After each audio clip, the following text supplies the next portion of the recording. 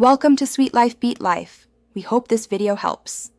In this video, I will explain how to get the Dragon Cannoli crate in Brainrot Evolution. First, ensure your character is at least level 20 to access the necessary quests.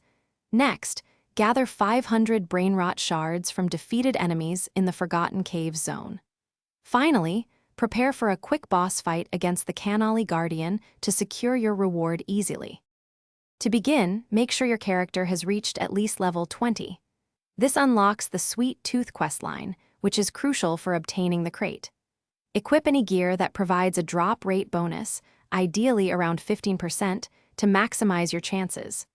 Also, stock up on essential consumables like 10 health potions and 5 mana potions for the upcoming challenges.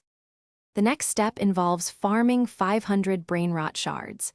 Head to the Forgotten Caves zone, specifically targeting rotten golems. These enemies have a higher chance of dropping the shards compared to others. An efficient farming route can yield all 500 shards in about 30 minutes if your character is well equipped.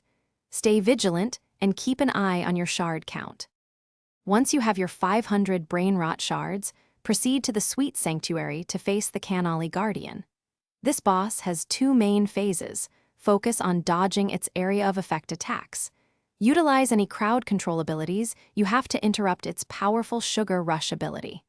After defeating the Guardian, the Dragon Cannoli crate will appear as your well-deserved reward. Thanks for watching. Consider subscribing if we helped you.